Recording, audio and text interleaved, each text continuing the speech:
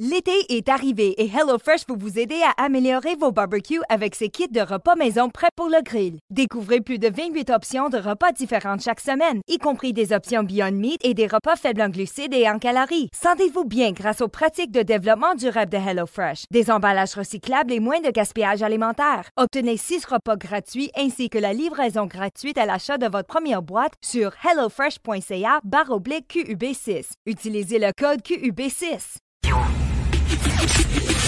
Le commentaire de Mathieu Bock-Côté, dépensé pas comme les autres. Alors Mathieu, selon un sondage du PQ, un Québécois sur deux veut protéger davantage le français et il trouve que le projet de loi 96 de la CAQ est insuffisant pour renverser le déclin. Tu en penses quoi? Selon surtout un sondage léger, c'est-à-dire si ce n'était qu'un sondage de l'appareil partisan, on aurait de bonnes raisons de se méfier, bien que le PQ a déjà eu des bons sondeurs au temps de Michel Lepage, mais là c'est confié à léger, les questions sont assez formelles, c'est pas des questions exagérément tordues, et ce qu'on voit c'est que premièrement, les Québécois sont bien plus conscients en ce moment de la situation du français qu'ils ne l'étaient probablement il y a quelques mois. Deuxièmement, ils considèrent que le gouvernement va pas assez loin avec sa loi, qu'elle ne veut pas renverser la tendance. Et troisième élément, ça pour moi c'est une petite bombe politique, ils sont 58% à endosser le cégep français.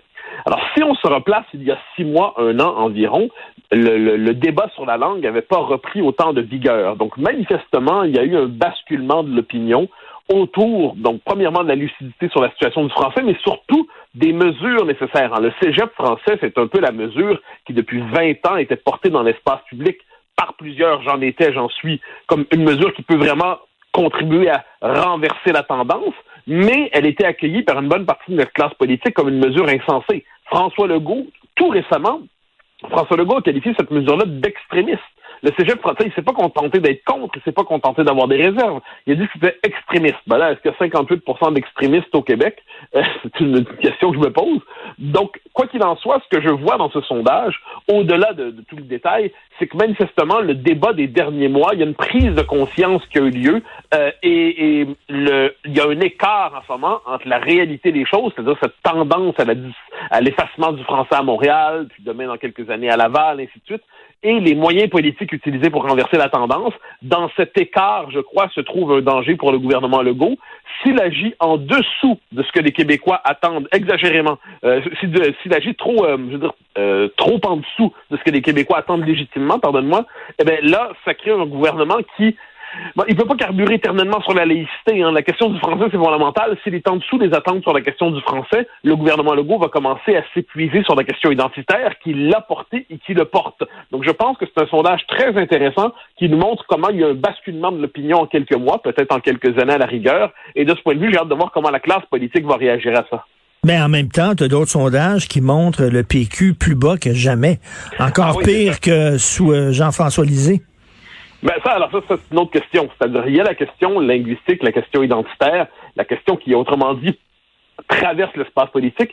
Ensuite, il y a le Parti québécois on pourrait dire que la décomposition du PQ remonte à 1998. Depuis 1998, le PQ n'a fait que perdre des votes. Il a gagné une élection en 2012 dans des circonstances très particulières. Donc là, il n'y a pas de doute qu'il y a une tendance à la baisse pour le PQ, puis que se pose chaque fois la question de sa possible disparition. Inversement, si on veut, à moins qu'on croie que tout soit écrit d'avance, là, il y a un espace pour le Parti québécois. C'est-à-dire que si le Parti québécois s'empare de la question linguistique, dans toutes ses dimensions, je veux dire en passant, ça veut dire cégep français, ça veut dire la langue de l'État, ça veut dire aussi l'immigration. On ne peut pas parler sérieusement de la question linguistique sans parler sérieusement de nos seuils d'immigration qui sont démesurément élevés, qui dépassent notre capacité d'intégration et de francisation. On le voit, le lien est direct. Dans la mesure où le Parti québécois s'empare de cet espace-là et que la CAQ continue à décevoir, c'est une espèce de jeu de domino complexe, et bien dans ça, le Parti québécois peut retrouver un espace pour respirer. Personne ne s'attend à ce que le Parti québécois remporte les prochaines élections. Personne ne s'attend à ce qu'il y ait une espèce de renaissance exceptionnelle. Mais si le PQ réussit à se maintenir aux prochaines élections, à conserver un groupe parlementaire qui a de l'allure, à conserver à occuper l'espace politique qui peut être le sien en ce moment, moi je pense que beaucoup de Québécois vont se dire que la CAQ va remporter les élections, ça va de soi, on le sait d'avance en quelque sorte. Mais est-ce qu'il y a de la place au Québec pour un parti souverainiste, un parti qui ne tergiverse pas sur la langue française, un parti qui ne tergiverse pas sur l'identité et qui ose aller jusqu'au bout de son raisonnement sur la langue et l'identité? Je Je pense que oui, la question. Ensuite, on ne sait pas d'avance s'il va réussir. Ben oui, mais il y a un espace. Oui, mais en politique, bon, il y a deux façons de voir les choses. Il y a des gens qui disent on veut avoir raison, d'autres qui disent on veut gagner. Là, on a vu, il y a des capsules là, que le PQ a mis sur les médias sociaux faisant la promotion de la souveraineté.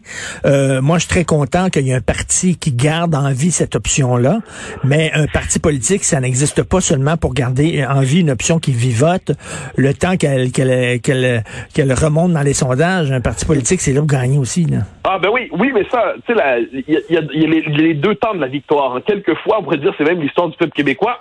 Quand on se dit, bon, depuis 400 ans, qu'est-ce qu'on... On n'est pas mort, on est encore vivant, on tient, on n'a toujours pas indépendant. Une victoire, quelquefois, c'est de traverser le désert. Moi, il y a un thème qui m'a toujours fasciné, qui n'est pas seulement un thème biblique, mais c'est un thème politique, c'est les traversées du désert en politique. Quand on pense à Churchill dans les années 30, quand on pense à De Gaulle dans les années 50, quand on pense à René Lévesque au Québec, juste avant l'élection de 76, plusieurs pensent que Lévesque est foutu, il doit partir. Claude Charon dit, le vieux est peut-être fini, j'ai pas la formule exacte, mais c'est à peu près ça.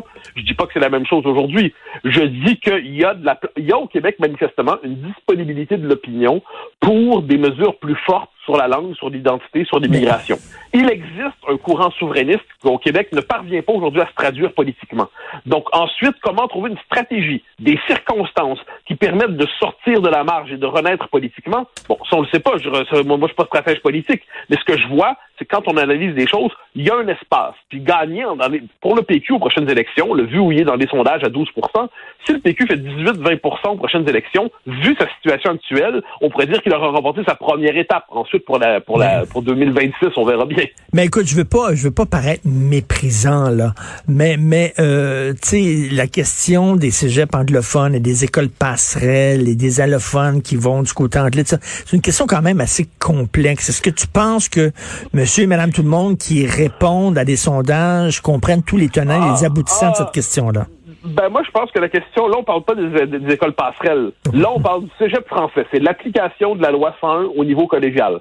T'sais, en matière de questions simples là-dessus, est-ce que vous voulez que la loi 101 s'applique au cégep? Oui ou non? Ça, je pense que les Québécois ont compris c'était quoi cet enjeu-là. Ensuite, est-ce qu'il y a des détails techniques qui leur échappent? Ils m'échappent, ils t'échappent, ils les échappent tous. Bon. Mais sur le fond des choses, cette mesure-là, qui est depuis 20 ans dans l'actualité, qui est là comme une espèce de mesure symbole, c'est-à-dire c'est devenu un peu le symbole d'est-ce qu'on va loin pour le français ou est-ce qu'on se contente de mesurettes. Je t'avouerai, moi je suis le premier surpris. Hein. Moi je suis un partisan de cégep français depuis 20 ans, mais je considérais que c'est une mesure que les Québécois n'embrasseraient pas. Je me disais, j'en étais triste. Hein, moi, j'espérais, mais je n'y croyais pas. C'est pour ça que je suis très frappé par le sondage de ce matin, parce que je me dis, ça veut donc dire que tous les débats qu'on a eus depuis un an environ ont réveillé quelque chose dans l'opinion qui dormait depuis un bon moment. Et quand on voit aussi, là, tu me diras, c'est un détail, mais pas seulement, il y a une jeune génération souverainiste, c'est pas tous les jeunes loin de là, mais qui reprend le flambeau, le mouvement des jeunes souverainistes dont on entend parler de plus en plus.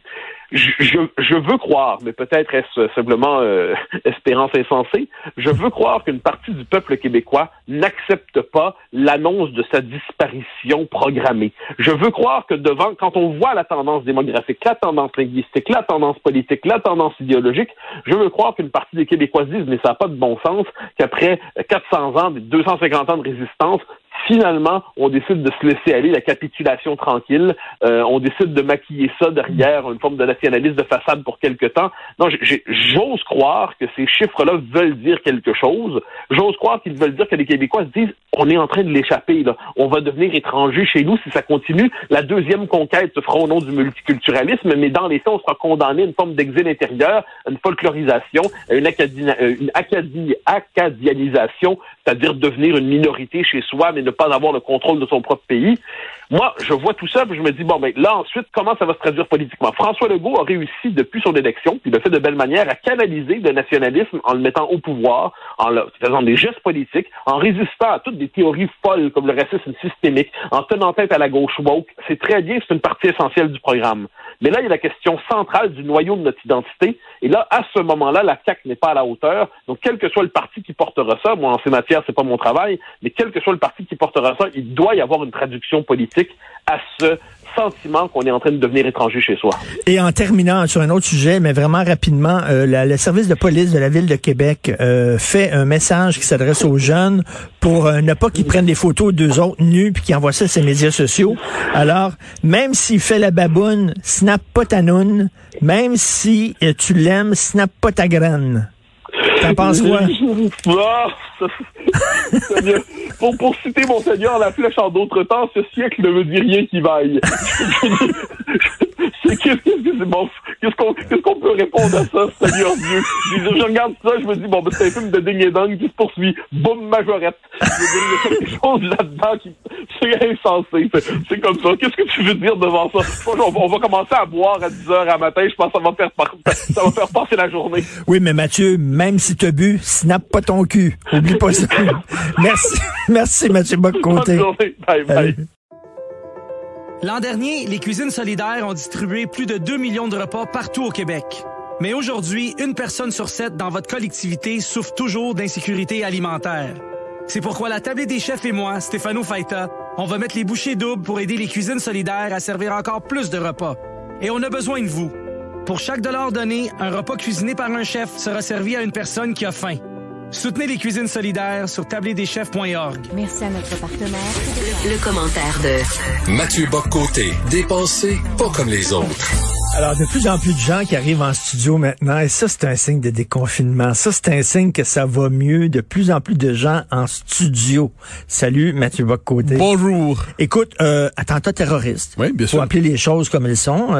Attentat terroriste hier à London, en Ontario. Ben, sans le moindre doute, je pense que en ces matières, il faut nommer les choses. Quand on est devant un geste comme ça, on saura le détail ensuite, mais on vise explicitement des gens d'une communauté parce qu'ils sont d'une communauté. On cherche à les blesser, à les abattre, à les tuer, ce qui vient de se passer. Eh bien, on est devant un attentat terroriste anti-musulman, sans le moindre doute. C'est effrayant. On avait, c'est très particulier parce que nos sociétés, pendant longtemps, c'était habitué à l'idée que de telles violences étaient soit résiduelles, soit périphériques. Ça ne pouvait plus être au centre de la société. Or, ce qu'on voit depuis une vingtaine d'années, c'est que ça ressurgit un peu partout, d'une manière ou de l'autre. Ça porte tous les drapeaux. Hein. Ça porte tous les drapeaux. Tous les extrêmes, finalement, peuvent frapper. Et là, c'est ce qu'on a vu à London, en Ontario. Puis je pense que qu'on soit québécois, qu'on soit canadien, qu'on regarde ça, on est effrayé. On se dit, ça surgit, cette espèce de violence absurde, cette violence terroriste. Reste à en savoir davantage sur le personnage, mais il faut nommer les choses par leur nom. Oui, tout à fait. Et quand même, la violence raciale, la violence anti-religion, tout ça, la violence qui vise une communauté en particulier, c'est quelque chose d'absolument horrible. Hein? Absolument horrible, mais je t'avouerai que moi, j'ai une part de pessimisme qui me gagne de plus en plus. Je me demande de plus en plus, en fait, si la parenthèse démocratique que nous avons vécue, en fait, si l'expérience démocratique que nous avons vécue, disons, depuis la Deuxième Guerre mondiale, c'est-à-dire une espèce de cette idée qu'on, comme société, on va délibérer, on va débattre, on va être capable de s'entendre, on aura une espèce de manière de résoudre nos différences sous le signe du droit et de la délibération. Je me demande si aujourd'hui on n'est pas témoin simplement aujourd'hui d'un ressurgissement du fanatisme, le fanatisme racial, le fanatisme religieux, les différents fanatismes en fait, et de ce point de vue, dans une société en plus anxiogène au possible, une société troublée, une société hystérisée, eh bien, je redoute que de tels gestes ne soient plus traités justement sur le mode de l'exception, mais que ça fasse désormais partie de notre paysage mental. On se croyait à l'abri un peu au Canada et au Québec par rapport à ça. On a vu avec l'attentat à la mosquée de Québec que c'était pas le cas. On le voit à London, c'est pas le cas. On voit des attentats, et là, si on élargit le paysage, les attentats à répétition en Europe, c'est le moins qu'on puisse dire, sont pas à la veille de se terminer. Donc, on regarde tout ça avec une espèce d'effarement, et puis dans ces moments-là, je pense que les divisions politiques, idéologiques qui peuvent nous traverser s'abolissent d'un coup dans un moment de communion, c'est-à-dire c'est l'horreur qui frappe tout simplement. Et une démocratie, c'est quoi? Ce sont des compromis. Ça oblige les gens à mettre de l'eau dans leur vin, mais on dirait que de plus en plus de gens refusent de mettre de l'eau dans leur vin. Oui, et je pense aussi que l'inculture se conjugue bien avec le fanatisme. C'est-à-dire, dans un univers, moi ça me frappe, il y a une partie de la culture, je veux pas être trop méchant, mais une partie de la population se forme aujourd'hui sur l'imaginaire politique au contact de l'image. Les images les plus chocs, les plus brutales. Les réseaux sociaux sont là pour exciter en permanence les sentiments, pour fouetter les sentiments pas nécessairement les plus mauvais. Ensuite, on est des sociétés de plus en plus conflictuelles, des sociétés avec des tensions réelles, sans le moindre doute. Alors, certains se croient autorisés, s'investissant d'une mission civilisatrice ou de croisade ou de djihad ou ainsi de suite, se croient autorisés d'aller ensuite faucher arracher des vies. Ce qu'on a vu à London dans les circonstances, voilà un homme qui manifestement se prend probablement pour un croisé et qui dans les faits déshonore le pays où un tel geste se passe. Cela dit, j'ose croire que 99,9% des Canadiens et des Québécois regardent ça effarés, sans le début d'un quart de huitième de compréhension pour un tel geste. Et c'est la chose à faire dans ces moments-là. Aucune nuance ne s'impose dans la condamnation. Ce qui s'est passé là est tout simplement relève de l'horreur. Petit détail, petite anecdote, en fait, en France, là, Emmanuel Macron qui vient de se faire gifler. Qu'est-ce que t'en penses? C'est d'une autre nature. Là, on n'est pas devant la violence meurtrière, mais ceux qui s'intéressent à la France voient en ce moment un pays qui est de plus en plus traversé par des violences. On dit quelquefois, il y a une formule en Amérique du Nord, on parle souvent des violences policières. En France, ce qu'on voit, ce sont les violences anti-policières. C'est très particulier. Les policiers sont ciblés, sont attaqués. Dans certains quartiers, ne peuvent plus entrer. Mais pas seulement les policiers, les pompiers, les enseignants, les agents des services publics. Ils sont attaqués au mortier. En France, c'est un pays que c'est des mortiers artisanaux, certes, mais c'est quand même assez original quand même. On voit des quartiers qui se mettent en retrait finalement de la République, qui se mettent en retrait de la souveraineté française et même de l'identité française. Et par ailleurs, la violence se banalise dans un pays qui est tenté par la course aux extrêmes. Et là, qu'est-ce qu'on voit avec ça? C'est un geste qui est pas banal du tout. Ce n'est pas un geste parmi d'autres. Frapper comme ça le président de la République, c'est s'en prendre aux institutions en tant que telles. Et on comprend que si cet homme avait eu un pistolet, si cet homme avait eu une arme, eh bien, ça aurait pu finir tout à fait autrement. Donc, cette gifle annonce quelque chose. On sait que la France est dans une dynamique de radicalisation, une dynamique de tension de plus en plus vive. Voilà pourquoi dans ce pays que j'aime plus que tout, ce pays que j'aime passionnément, je m'en inquiète beaucoup parce que c'est un pays qui est traversé par le sentiment aujourd'hui de sa dislocation. Écoute, récemment dans le magazine Valeurs Actuelles, magazine de droite, certains diraient d'extrême droite, on en discutera, mais bref, il y avait une lettre ouverte signée par des militaires, des généraux, des colonels, etc., mais ils étaient nombreux à dire on s'en va vers une guerre civile. Deux lettres ouvertes. Valeurs Actuelles assurément à droite, extrême droite pas du tout je crois, mais de droite assurément. Et là c'est là qu'on s'est retrouvé. Ça a d'abord été publié sur le site, je pense le site la lettre des armées, quelque chose comme ça. Et là c'était repris par Valeurs. Et ce qu'on a vu c'est que donc des militaires dans un pays qui n'est pas étranger. Enfin, l'armée, jusqu'à tout récemment, l'armée en France jouait un rôle politique. Moi qui suis un gaulliste fervent, je n'oublie pas qu'en 1958, De Gaulle n'a pas pris le pouvoir de manière absolument transparente. Disons ça comme ça. Donc, il a restauré la démocratie avec des moyens qui n'étaient pas que ceux de la démocratie. Disons ça comme ça.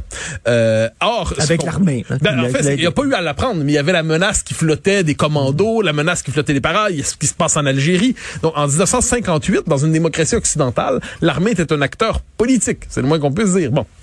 Alors là, on est en France, là, les généraux se manifestent, des colonels, mais la plupart étaient à la retraite. Deuxième lettre, là, c'est des gens qui sont engagés dans l'armée en ce moment, qui disent la guerre civile est à nos portes. La guerre civile est possible. La guerre civile nous hante.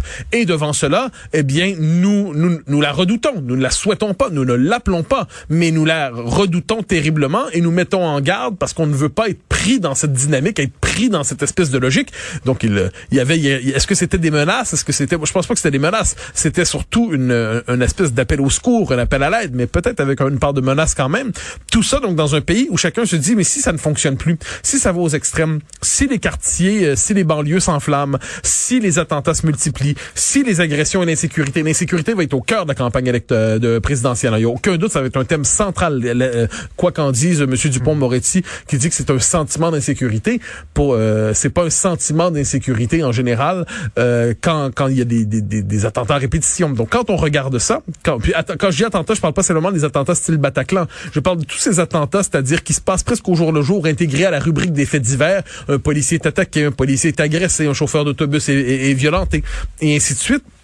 Mila, la jeune fille, Mila, qui vit désormais sous protection policière parce qu'elle est la cible d'une campagne de harcèlement de la part d'islamistes qui tolèrent pas ce qu'elle a dit par ailleurs dans des propos qui étaient singuliers, ce qu'elle a dit sur l'islam. Donc on est devant un pays qui est hanté aujourd'hui par la possibilité de sa dislocation et de son embrasement. Alors dans ça, tous les camps finissent par se manifester. Ils se disent si jamais ça se déréglait, qu'est-ce qu'on ferait?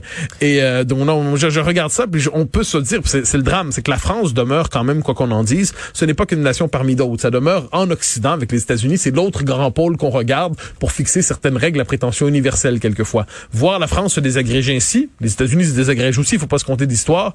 On se dit, mais il y a quelque chose à travers notre civilisation, le sentiment de malaise dans la civilisation, pour reprendre la formule de l'autre, qui nous hante de plus en plus. Ben, il y a un dérapage dans les masses, il y a un dérapage aussi chez certaines élites. Écoute, Jean-Luc Mélenchon, mais cette semaine, là, alors la figure très importante de l'extrême gauche, il a complètement déliré, il explique. Là. Alors, Jean-Luc Mélenchon nous dit, je crois que c'est à RTL, si je ne me trompe pas, ou à France Inter, à France Inter, il va dire, avant les élections, il y a eu des attentats comme Mera, donc là, il fait la liste, et là, on va en faire un encore une fois avant la présidentielle, la prochaine, pour canaliser une forme de vote anti-musulman.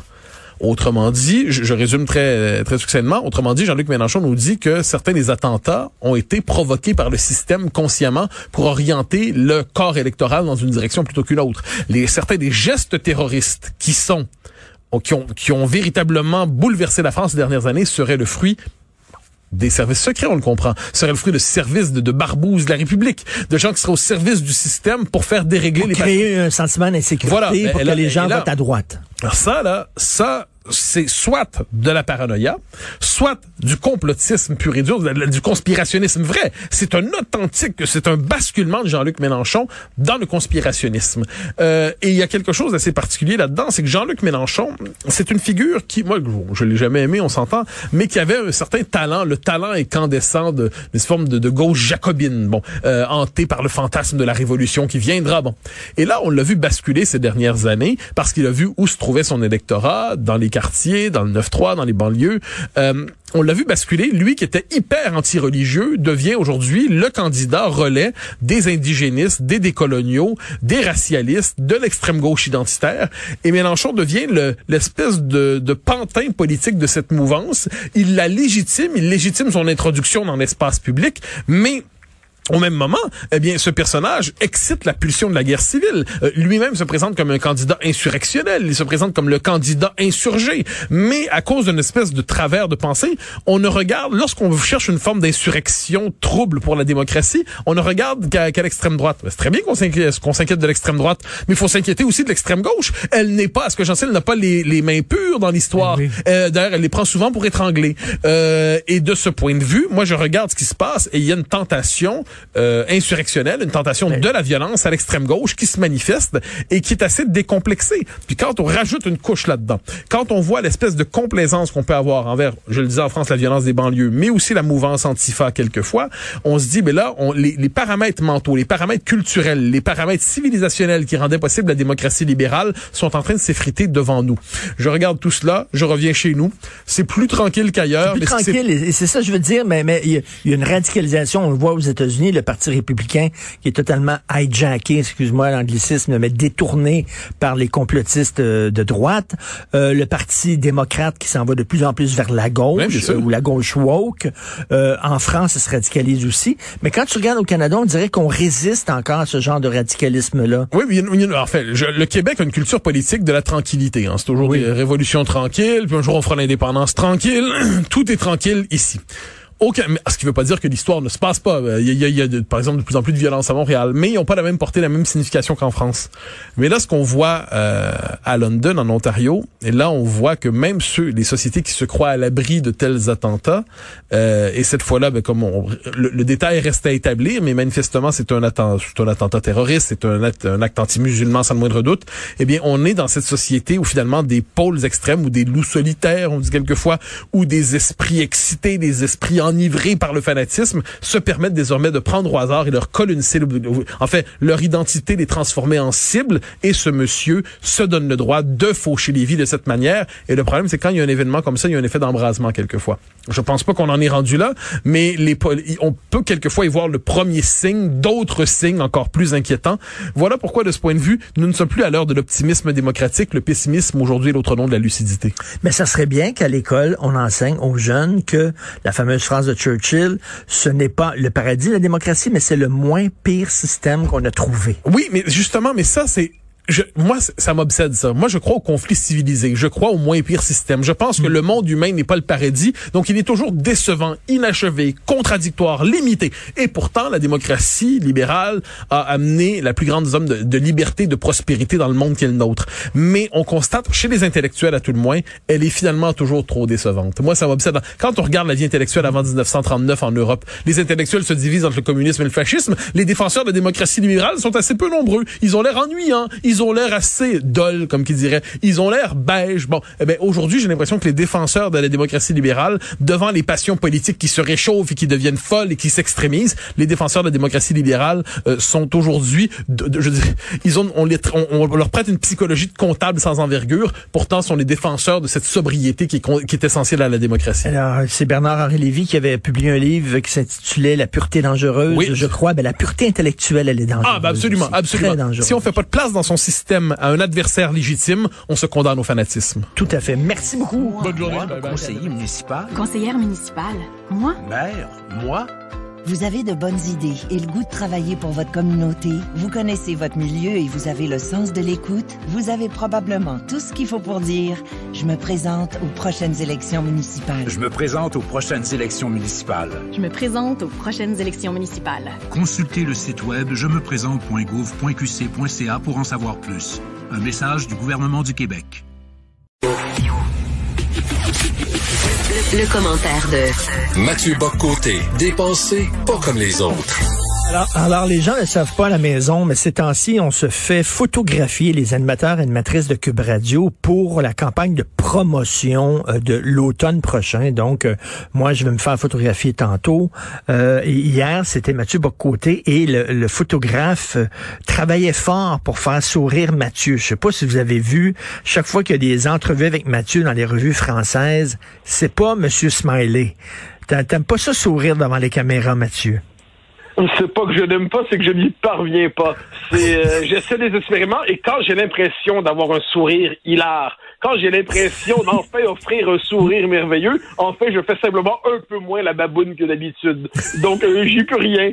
C'est cause perdue, mais un jour, j'y parviendrai. Mais pourtant, dans la vie de tous les jours, on se connaît bien, tu me fais rire, t'es drôle, t'es toujours le gros sourire et tout ça, mais devant les caméras, soudainement, tu trouves ça niaiseux de rire benoîtement devant une caméra, je pense. Ah non, mais si c'était ça, si j'avais une raison, non, ma blonde, quand elle cherche à me prendre en photo, dit que c'est un calvaire infini, parce que là, souris Mathieu, mais je souris, non, tu souris pas, je souris, et ainsi de suite, donc c'est une bataille infinie, donc non, en ces matières, juste pas là, si je me mets à penser à quelque chose, si on m'attrape, si je sais pas trop, là, finalement, le sourire peut apparaître de manière inattendue, mais sinon, hélas, j'y parviens pas, c'est très étrange, la caméra me glace, la caméra me tétanise, je suis là toujours un peu intimidé, là, je dis, essaye, puis ça donne ce que ça donne. Mais dans le Paris Match, tu souris, en tout cas. Écoute, il y a une affaire qui te fait moins sourire, par contre, c'est de voir à quel point on a instrumentalisé la loi 21. Faire un lien entre la loi 21 et ce qui s'est passé à London, c'est odieux. Ah, c'est odieux, dégueulasse, idiot, crétin, imbécile et scandaleux. C'est-à-dire que, en gros, là, on voit ce qu'on voit. Il y a l'attentat anti-musulman à London, qui nous a tous bouleversés. D'ailleurs, quoi qu'on en dise, c'est pas que les musulmans. Je pense les musulmans, les juifs, les catholiques, les luthériens, les orthodoxes, les juifs. Tout le monde a été bouleversé par ça.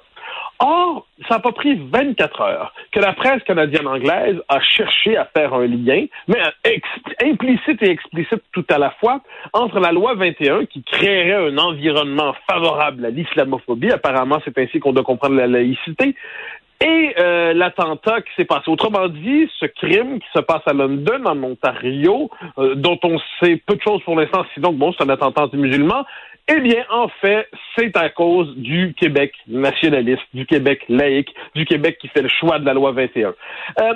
C'est encore une manifestation de ce qu'on appelait autrefois, on en a perdu l'habitude d'en parler ici, le fameux Québec bashing.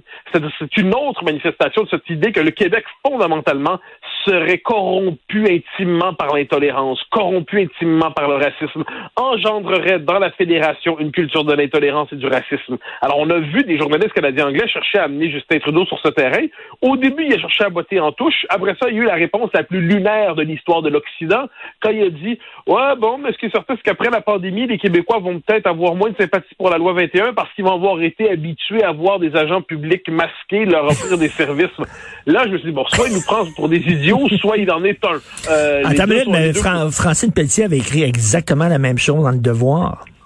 Oui, mais bon, c'est pas non plus la figure intellectuelle la plus inspirante du Devoir, pour le dire d'un euphémisme. Mais cela dit, là, on parle du premier ministre canadien. C'est quand même assez particulier. Et là, à la fin, il y a quand même un lien avec l'islamophobie. Et là, on voit, donc là, la presse canadienne-anglaise cherchait à imposer le récit, finalement, d'une responsabilité québécoise dans l'attentat de London.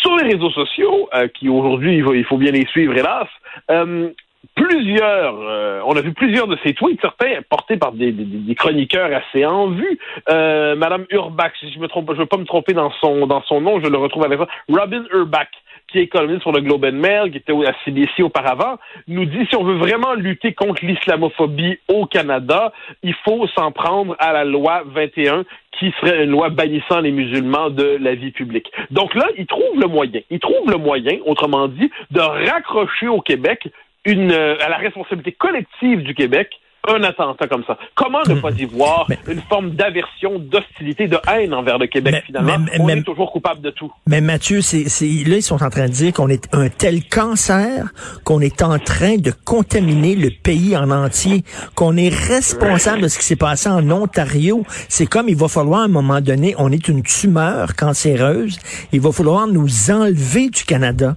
pour préserver la bonne santé mentale des Canadiens. Mais en fait, tu as tout à fait raison. C'est ainsi qu'on nous voit. On nous voit comme un agent de contamination. On nous voit comme une culture empoisonneuse. C'est pas nouveau en passant. En 1917, si je ne me trompe pas, au moment de la Première Guerre mondiale, il y a la motion Franqueur, dont on l'a un peu oublié, mais c'est assez intéressant.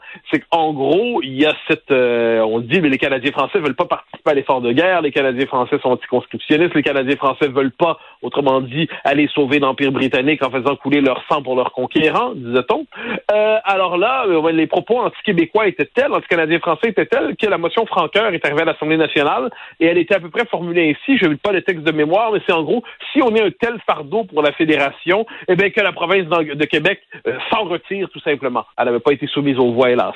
Mais c'est une question qui revient en boucle, c'est-à-dire quand il y a des crises dans ce pays, la tentation de la diabolisation du Québec est telle qu'il arrive que des Québécois se disent, voilà, si on est trop à ce point-là dans ce pays-là, on va finir par partir. La réaction du Canada anglais, elle est tout autre. C'est-à-dire, il faut mater le Québec. Il faut casser la loi 21. Il faut casser le nationalisme québécois. Et c'est quand les Québécois vont cesser de se voir d'abord comme des Québécois, pour se voir comme des Canadiens comme tout le monde, qui vont enfin être guéris de leur identité toxique. C'est ça le récit qu'on nous impose.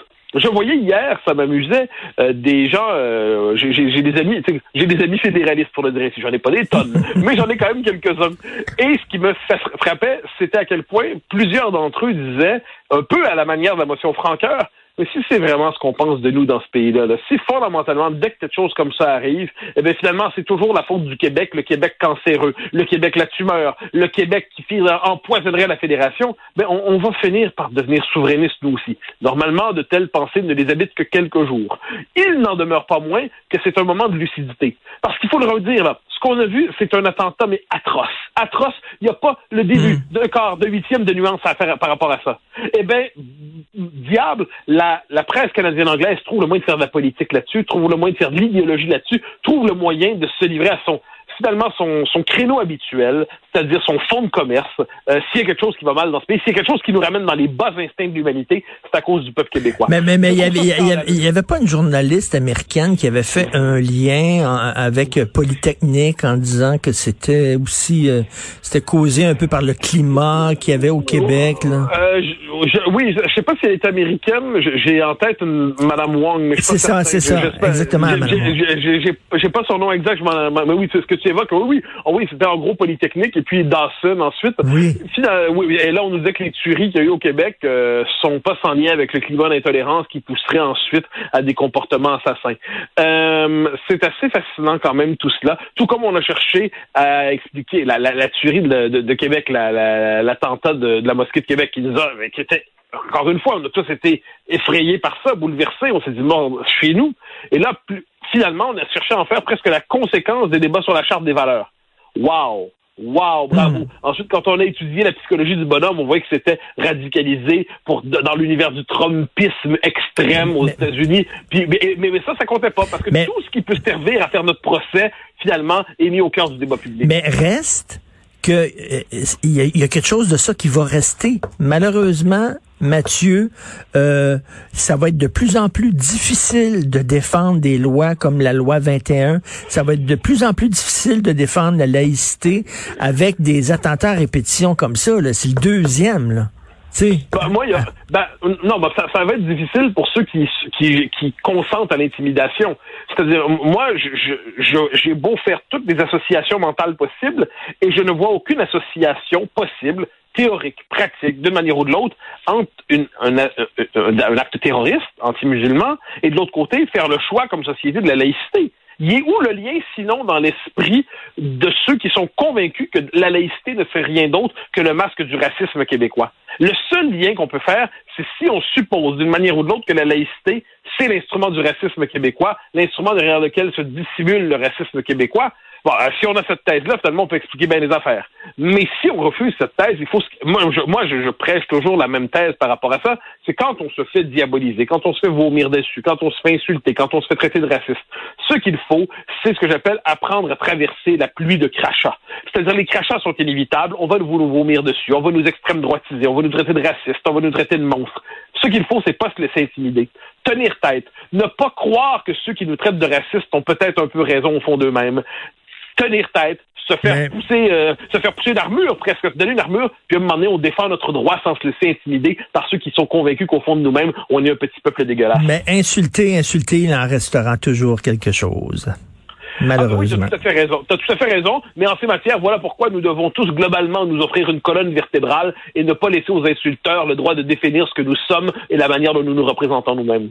Merci beaucoup, Mathieu, et je vais me faire photographier dans 15 minutes et moi aussi, je vais essayer de sourire devant la caméra, ce qui est pas toujours facile. Bon sourire, cher Richard. Merci, à bientôt, bye. Bye bye. Le plan de retraite d'Antonio, saisir chaque moment. J'ai toujours aimé la photo. J'en fais beaucoup, j'expose, mais c'est pas avec ça que je gagne ma vie. J'ai un métier que j'aime, mais à ma retraite, je veux me consacrer à la photo. Quand j'ai rencontré ma conseillère, on a établi un plan de match pour y arriver. C'est encore loin, mais là, je vois mieux où ça s'en va, où je m'en vais. Découvrez les avantages de planifier votre retraite avec l'accompagnement personnalisé de conseillers Desjardins. Visitez desjardins.com/retraite. Le plan de retraite d'Antonio, saisir chaque moment. J'ai toujours aimé la photo. J'en fais beaucoup, j'expose, mais c'est pas avec ça que je gagne ma vie. J'ai un métier que j'aime, mais à ma retraite, je veux me consacrer à la photo. Quand j'ai rencontré ma conseillère, on a établi un plan de match pour y arriver. C'est encore loin, mais là, je vois mieux où ça s'en va, où je m'en vais. Découvrez les avantages de planifier votre retraite avec l'accompagnement personnalisé de conseillers Desjardins. Visitez desjardins.com/retraite. Hey Mathieu, parce que Sophie, ma conjointe, elle a écrit une chronique qui fait quand même beaucoup jaser, qui a été très populaire sur les médias sociaux. Elle parlait que dans les films québécois, les comédiens, surtout les jeunes comédiens, n'articulent pas. Et c'est vrai, j'ai regardé certains films québécois avec elle ces derniers temps. Ta main, tu l'as? Écoute, qu'est-ce que t'en penses, Mathieu? J'ai trouvé ça tout à fait exact. C'est le genre d'observation qu'on se faisait tous sans jamais se la faire. C'est-à-dire, ça nommait un malaise qui était irréel. Et c'est vrai, c'est terriblement vrai. On sait que les Québécois ont tendance trop souvent à manger la dernière syllabe, sinon la dernière et l'avant-dernière, sinon la dernière, l'avant-dernière et l'avant-dernière.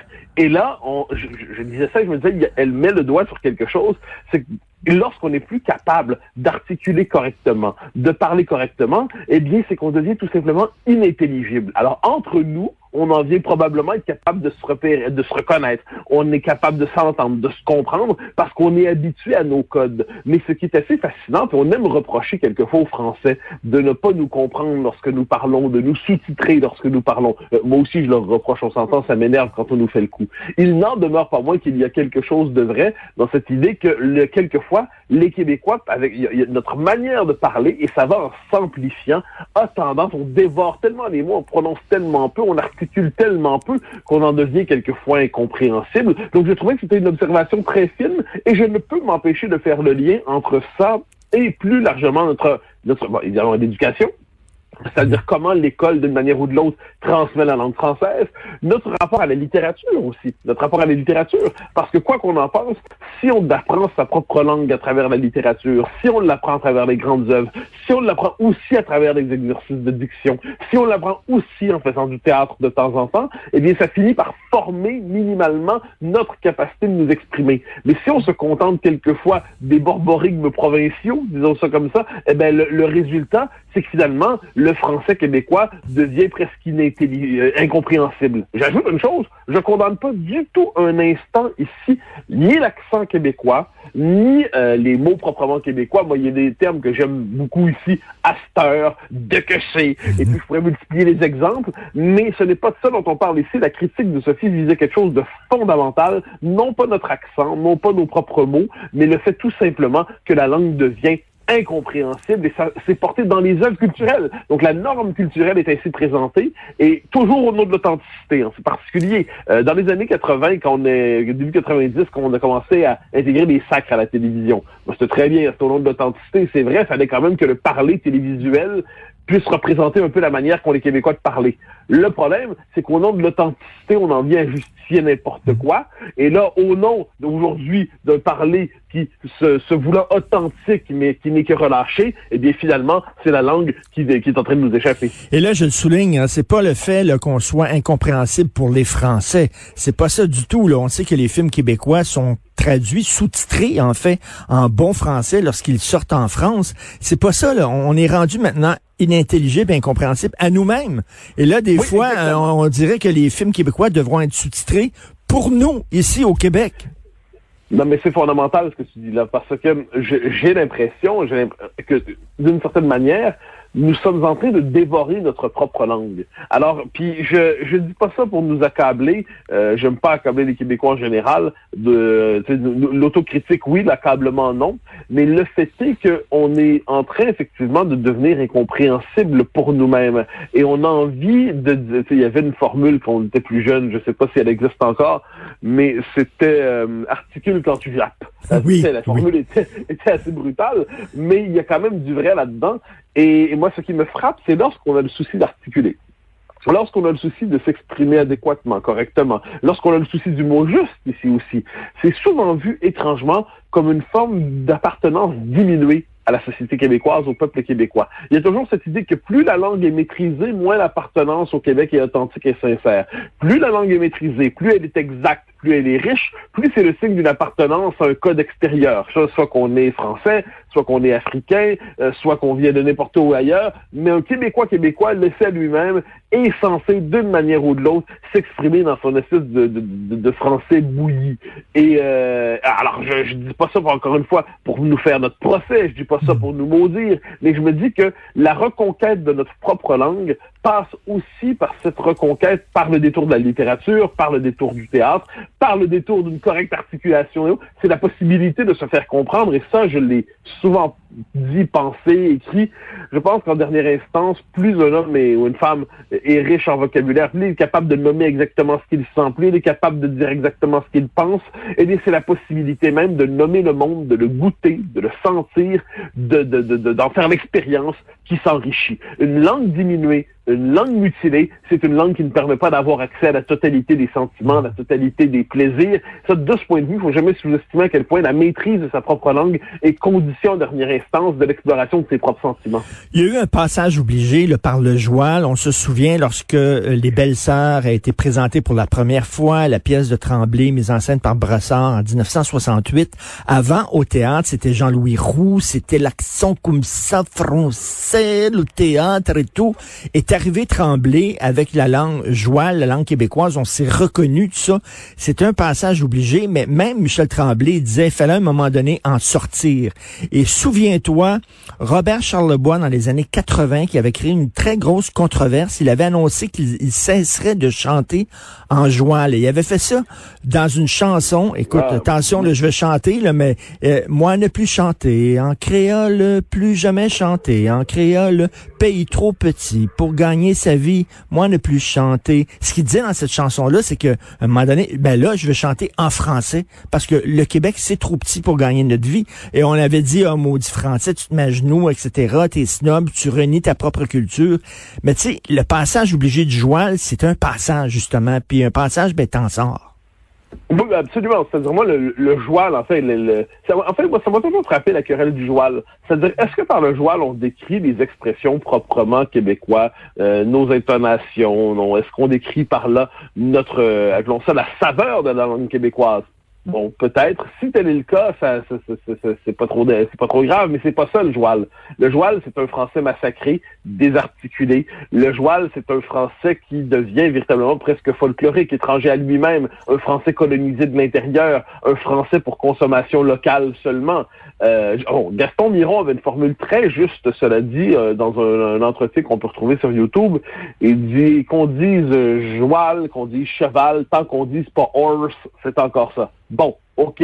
Mais je pense qu'effectivement, il y a eu un moment où il fallait que la norme du français public se connecte minimalement aux mœurs québécoises. C'est un moment nécessaire, c'était un moment essentiel. Le problème, c'est d'avoir trouvé à s'y complaire. Et je pense que c'est Claude Jasmin qui disait, c'est un échange qui m'a souvent été rapporté, Claude Jasmin se met à faire du joual lui aussi. Et sa famille lui répond, mais pourquoi tu fais du joual? Je veux dire, on t'a éduqué. On t'a pas éduqué pour que tu fasses du joual, on t'a éduqué pour que tu t'exprimes très correctement. Donc il y avait une forme, on l'a oublié, mais de snobisme dans le joual de certains intellectuels, pas de tous. Je pense chez Michel Tremblay, c'est un authentique créateur qui a compris qu'une vérité se trouvait dans la langue populaire. Mais si on va au-delà de ces authentiques créateurs, la complaisance pour le joual, c'est devenu une paresse pour l'esprit, puis on en est venu à oublier que le français, dans toutes ses richesses et ses nuances, nous appartient intégralement. Il nous appartient et jamais, d'aucune manière, on ne doit y renoncer. Cette idée que les Québécois se renient eux-mêmes lorsqu'ils parlent très bien le français, c'est quelque chose pour moi qui relève de la névrose. Encore aujourd'hui, il y a quelques jeunes chanteurs qui disent je chante pas en français, je chante en québécois. Mais c'est quoi cette idée? C'est-à-dire qu'il y a une variété québécoise de français, ça va très bien. Il y a une variété, puis on peut faire décliner tout ce qu'on veut. Mais sinon, en dernière instance, c'est cette langue-là qui nous donne accès à l'universel. On oublie à quel point le français donne accès à l'universel, nous permet d'exister partout dans le monde. Mais encore, pour cela, faut-il être compris, ça ne veut pas dire qu'on doit renier sa québécitude, ça ne veut pas dire qu'on doit renier des expressions bien de chez nous, ça ne veut pas dire qu'on doit renier tout ce qui fait le propre du français québécois, mais parler en tout remâché, parler en tout mutilé, parler en tout décomposé, c'est pas parler québécois, c'est tout simplement mal s'exprimer. Sophie, mon amoureuse, elle est née en France, elle a passé toute sa jeunesse en France et son adolescence en France, elle en a gardé un fond d'accent français. Lorsqu'elle est en France, elle passe pour une Québécoise, mais lorsqu'elle est ici, on lui reproche souvent, c'est quoi cet accent-là d'Outremont, un accent artificiel que tu te fais, etc.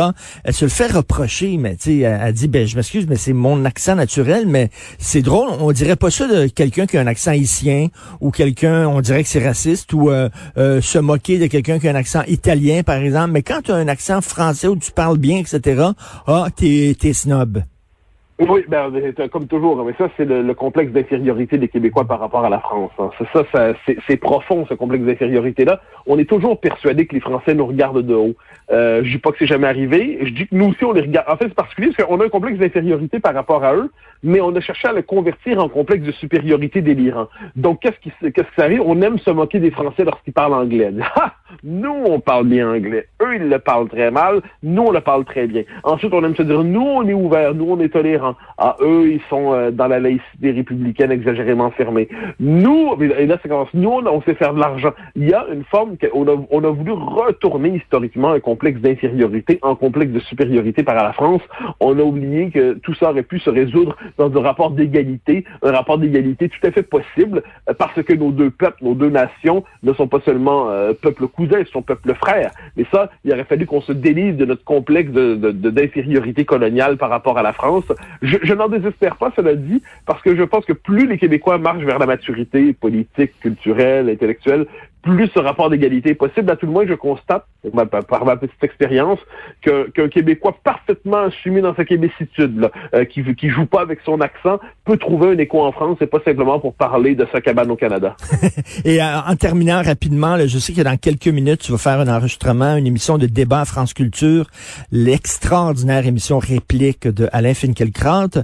Et je t'ai souvent entendu à la télévision française, à la radio française. Tu prends pas l'accent français, là, pour essayer de te faire comprendre, là, quand même. Il y a pas de différence entre le Mathieu Bock-Côté ici et là-bas. Ben, bien sûr que non. Je m'exprime comme je m'exprime. Si je suis occupé à me donner un accent, je serais pas capable de penser à ce que je veux dire. Si je suis occupé à jouer un autre rôle que le mien, moi, déjà, je tiens à dire ce que je veux dire, je veux le dire exactement. Alors, je le dis à ma manière. Là, et si j'étais occupé à emprunter un accent, je ne sais lequel, pour montrer mon appartenance à tel code, à tel arrondissement, à tel milieu, ce serait d'un ennui, ce serait emmerdant. Puis tant qu'à prendre un accent français, je préférerais prendre celui de Fernandel que de Paris. Je veux dire, au moins, il est plus chantant. Alors non, en la matière, je me contente d'être moi-même pour le meilleur et pour le pire. Certains diront pour le pire. J'espère que d'autres diront pour le meilleur. Merci beaucoup. Et pour ceux qui ont de la difficulté à comprendre les gens qui parlent bien, on va faire une version comme ça à Cube Radio. Vous allez pouvoir l'écouter. Merci Mathieu. Bonne journée. Le plan de retraite d'Antonio. Saisir chaque moment. J'ai toujours aimé la photo. J'en fais beaucoup, j'expose, mais c'est pas avec ça que je gagne ma vie. J'ai un métier que j'aime, mais à ma retraite, je veux me consacrer à la photo. Quand j'ai rencontré ma conseillère, on a établi un plan de match pour y arriver. C'est encore loin, mais là, je vois mieux où ça s'en va, où je m'en vais. Découvrez les avantages de planifier votre retraite avec l'accompagnement personnalisé de conseillers Desjardins. Visitez desjardins.com/retraite. Le plan de retraite d'Antonio. Saisir chaque moment. J'ai toujours aimé la photo. J'en fais beaucoup, j'expose, mais c'est pas avec ça que je gagne ma vie. J'ai un métier que j'aime, mais à ma retraite, je veux me consacrer à la photo. Quand j'ai rencontré ma conseillère, on a établi un plan de match pour y arriver. C'est encore loin, mais là, je vois mieux où ça s'en va, où je m'en vais. Découvrez les avantages de planifier votre retraite avec l'accompagnement personnalisé de conseillers Desjardins. Visitez desjardins.com/retraite. Le commentaire de Mathieu Bock-Côté, dépensé pas comme les autres. Alors, cher Mathieu, le collège Hansik va se décoloniser, c'est-à-dire que, bon, il y avait une équipe sportive qui s'appelait les Indiens, maintenant c'est les Aigles, mais on dit maintenant qu'on veut inclure une perspective autochtone dans l'enseignement et les autres activités du collège. Et c'est la même chose aussi, il y a une école en Colombie-Britannique, j'ai lu cette semaine, qui vont intégrer la perspective autochtone dans chaque cours, c'est-à-dire que un cours de sciences, il va y avoir un volet sciences autochtones, un cours d'éducation physique, il va y avoir un volet sport autochtone, etc. pour décoloniser l'éducation. Qu'est-ce que tu en penses? Alors, les bonnes intentions, les bons sentiments, tout le monde les partage spontanément. Si on dit qu'il faut s'ouvrir davantage à la réalité des Autochtones d'une manière ou de l'autre, sur le plan du principe, cela va de soi. Ensuite, qu'est-ce que ça veut dire concrètement? Bon, si on nous dit le nom des équipes sportives ne doit plus être lié au monde amérindien. OK, on peut comprendre, bien qu'on voit que ça a des effets assez larges sur les équipes sportives en Amérique du Nord. Mais là, il va falloir qu'on nous explique un peu ce que ça peut vouloir dire. Par exemple, au-delà, par exemple, l'enseignement de l'histoire, OK, intégrer ça, je comprends. La géographie, nommer le territoire, rappeler l'ancienne conception du territoire. On voit ce qui peut se faire. Mais là, plus on progresse, plus on se rend compte qu'on quitte le domaine de la saine raison où nous pouvons discuter les choses. Et là, si on décide d'intégrer ça, par exemple, dans les mathématiques, si on décide d'intégrer ça dans la physique, dans la chimie, là, il y a déjà un point d'interrogation qui apparaît dans notre esprit. Et là où ça devient loufoque, si je peux me permettre, c'est quand on voit au Cégep Hansik la directrice Nathalie Vallée nous expliquer, donc on a un plan de décolonisation, nous dit-elle, elle dit ça au devoir, mais ça va prendre du temps. Et là, elle nous explique, je la cite, « Ça prend du temps, tout ça », explique Nathalie Vallée. Pour une directrice de cégep, c'est particulier de ne pas avoir d'échéancier, mais c'est très colonial que de déterminer des échéanciers et de s'y tenir à tout prix. Ben voyons, la citation. Ben tu me niaises. Oui, texto. Bien sûr que non, Richard. En ces matières, je ne blague jamais. La réalité est beaucoup plus drôle que n'importe quelle blague. Alors là, Madame Vallée, je le répète juste pour qu'on s'entende bien.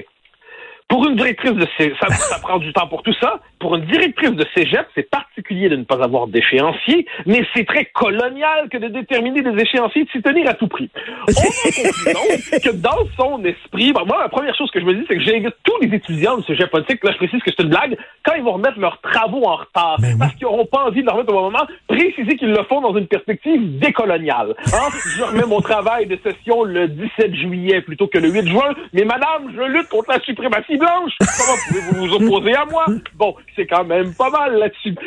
C'est pas sans lien, soit dit en passant, avec tous les théoriciens de l'antiracisme à la Robin DiAngelo qui vont nous dire que la suprématie blanche est liée, par exemple, à l'objectivité, à la performance, à la valorisation de la parole écrite, à la quête de la science, au désir de science, qui nous explique ça, reconduisant par là les pires préjugés coloniaux, comme si les non-blancs étaient étrangers à la science, comme si les non-blancs étaient étrangers à la performance, comme si les non-blancs étaient étrangers à la parole donnée, mais à la parole donnée et écrite, mais qu'est-ce que c'est que ça? Donc là, autrement dit, ces gens-là, croyant lutter contre le racisme, reconduisent les pires préjugés racistes. Et à la voix des Autochtones, Madame Nathalie Vallée, directrice du Cégep politique, nous explique donc que la culture des échéanciers et du respect des échéanciers, ce serait étranger à la culture des Autochtones. Autrement dit, voilà le privilège de l'homme blanc dans son esprit que d'avoir le souci des échéanciers, de la réussite d'un programme dans le terme de l'échéance. Alors là, on voit c'est quoi ce délire. Donc ça commence par cette idée qu'il faut s'ouvrir aux réalités autochtones. Bien d'accord, il n'y a pas de souci. On arrive dans un moment dans notre histoire, au Québec, au Canada, où il faut tenir compte davantage de cette expérience qui a été longtemps refoulée ou qui n'a pas été suffisamment reconnue. Très bien. Mais comment on passe de « il faut reconnaître ça » à il faut rompre avec la logique des échéanciers parce que l'échéancier, c'est très colonial. Mais Mathieu, toi et moi, on avait parlé de ce manuel-là qui est utilisé dans la fonction publique canadienne où on dit que la quête de la perfection est une valeur blanche. Bien sûr.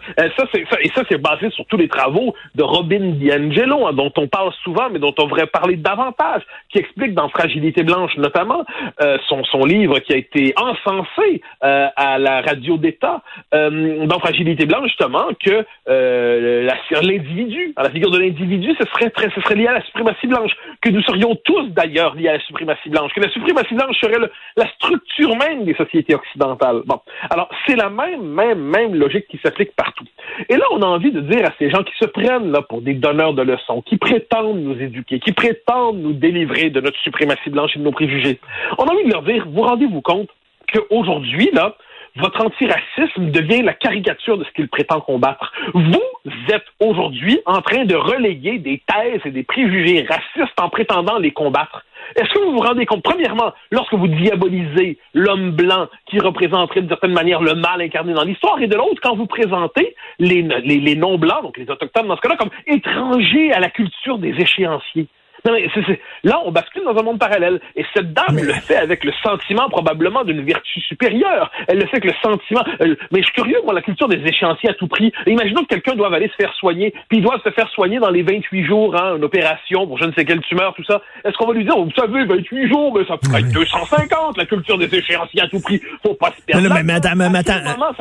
Et mais Mathieu, tu parles de soins, là. Est-ce que, je sais pas, moi, dans les départements de médecine, sciences de la médecine, on va apprendre de soigner des maladies avec des herbes médicinales comme le faisaient les ancêtres autochtones à l'époque. À un moment donné, là, la chimio, par exemple, est une avancée extraordinaire. J'espère qu'on n'irait pas jusqu'à dire, là, on va revenir à la poudre de perlimpinpin, là.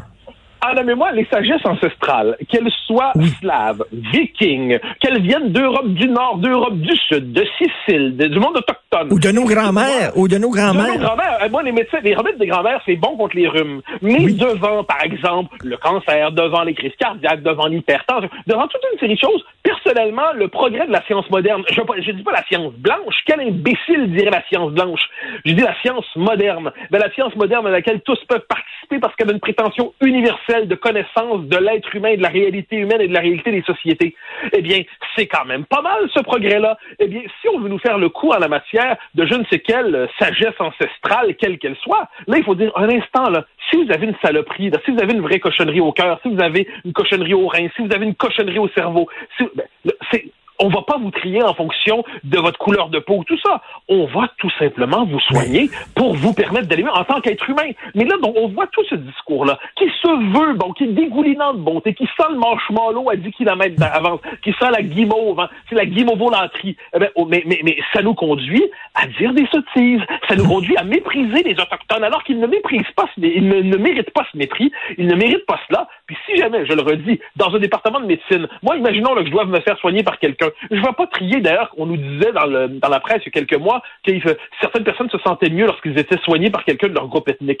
Mais moi, franchement, si je dois me faire soigner pour quelque chose, je veux le meilleur médecin pour moi. Je ne demanderai pas à un Canadien français de 48e génération. Je veux dire, donnez-moi le meilleur médecin. Il est juif, il est arabe, il est musulman, il est bouddhiste. Je m'en fiche. Je veux le meilleur chirurgien, je veux le meilleur médecin. Eh bien, il y a un livre aux États-Unis qui vient de sortir qui s'intitule Life on the Line. C'est écrit par une travailleuse du milieu de la santé afro-américaine et elle dit ça prend l'avantage de médecins noirs. OK, c'est une chose. Ça prend l'avantage de médecins noirs car, dit-elle, et ça c'est la mauvaise raison, les patients noirs réagissent mieux quand ils vont voir des médecins noirs que des médecins blancs. Écoute. Non, mais ça, là, il faut voir jusqu'où ça nous conduit, cette espèce d'obsession raciale, de tribalisation des appartenances qui fait qu'on se juge d'abord sur la couleur de la peau, on se juge d'abord sur l'origine, on se juge d'abord sur l'appartenance. Et là, je le redis, là, quelqu'un qui se présente là à l'hôpital, il y a une cochonnerie, il y a une saloperie, il y a un cancer, il y a quelque chose d'autre, j'en sais rien. Et on lui dit, j'ai pour toi le meilleur médecin. J'ai le meilleur médecin. Et de l'autre côté, j'ai quelqu'un de ta gang. Bon, il y a eu un B+ dans son domaine, mais il a quand même passé. L'autre, il y a eu A+, mais il n'y a pas exactement le même parcours généalogique que toi. Lequel préfères-tu? Je peine à croire qu'une personne minimalement sensée se dirait « Ouais, ben moi quand même prendre le Touchette Tanguay plutôt que le, je sais pas moi, Stein ou le Kovac ou le Popov ou le Jean Syrien. » Parce que là, je dis non, un instant, là, les gars, là, on veut soigner, on veut le meilleur, on s'en fiche de ce qu'il est. Or, l'obsession ethno-raciale, aujourd'hui, nous amène à intégrer la préférence raciale dans le choix du médecin. Qu'il y ait davantage de Noirs aux États-Unis, de Latinos, ainsi de suite, qu'en sais-je, qui soit dans la profession médicale, c'est très bien, je veux dire, en tant que tel, plus une communauté s'intègre socio-économiquement, plus il y a des possibilités qui s'ouvrent à elle, plus parmi ces gens, ils vont vouloir aller dans de telles professions, et c'est très bien. Et moi, si on me disait le meilleur médecin pour te soigner, Mathieu, il est noir, ben, je dirais, il n'y a pas de souci, mais qu'il soit noir. Je m'en contrefiche, je m'en contrefous. Mais apparemment, il ne faudrait plus réfléchir ainsi. Je trouve ça désolant. Et comme tu dis, là, on revient au tout début, là. Oui, parler davantage d'Autochtones dans les cours d'histoire, oui. D'ailleurs, on le fait, hein. Mes filles, là. Mes filles, là, dans leurs cours d'histoire, je dis, de quoi t'as parlé cette semaine, des Autochtones? OK. La semaine d'après, de quoi vous avez parlé les Iroquois? OK. La semaine d'après, de quoi vous avez parlé les Hurons? OK. Puis là, j'ai dit à un moment donné, c'est correct, là, mais il y a autre chose aussi dans l'histoire du Québec, là. C'est important ce que tu dis là, parce que c'est une espèce de légende urbaine qui nous dit qu'on ne parle pas des Autochtones dans les cours d'histoire. C'est complètement faux. L'intégration de la perspective autochtone a été faite depuis un bon moment. D'ailleurs, on peut pas raconter la Nouvelle-France sans en tenir compte, soit dit en passant. C'est très bien d'en parler. Ensuite, j'ajoute que le problème, c'est que trop souvent, on l'intègre en y ajoutant l'idée d'une culpabilité des Européens arrivés ici. Donc là, il faudrait s'excuser d'être ici, puis 4 siècles après, continuer de parler de territoire non cédé selon l'espèce de vulgate de l'époque. Mais la question autochtone, elle est présente déjà. Et ceux qui nous disent quelquefois « Ah, mais elle n'est pas présente et puis on parle pas de telle réalité », soit ils ne savent pas, ce qui est tout à fait probable, soit ils mentent, ce dont je me désolerais. Mais je pense qu'ils ne savent pas, ils ne sont pas au courant de à quel point la question autochtone a été intégrée dans le parcours de l'enseignement de l'histoire au Québec. Ils ne savent pas à quel point elle est présente. Ils ne voient pas comment l'histoire est racontée aujourd'hui. Donc, ils répètent des espèces disons des erreurs, des fautes, des erreurs, à tout le moins des méconnaissances de ce dossier. Et quand on voit la production du savoir académique en histoire à l'université aujourd'hui, c'est pas un dossier négligé, c'est le moins qu'on puisse dire. Alors que l'histoire du Québec classique, paradoxalement, elle est plutôt négligée. Ça c'est un autre aspect qu'on oublie de dire. Et de ce point de vue, si on avait sur le plan de l'histoire juste une nuance, parce que c'est important, Christian Rioux, dans sa chronique, son excellente chronique d'aujourd'hui dans Le Devoir, nous dit les Québécois ou les Canadiens français, comme on dit autrefois, sont les premiers à savoir qu'évidemment les Anglais ont voulu assimiler les Autochtones et les faire disparaître culturellement parce qu'on nous avait réservé le même sort en passant. Vous avez déjà entendu parler du rapport de Rame? Nous, on a résisté. Pour mille et une raisons, ça a moins fonctionné avec nous.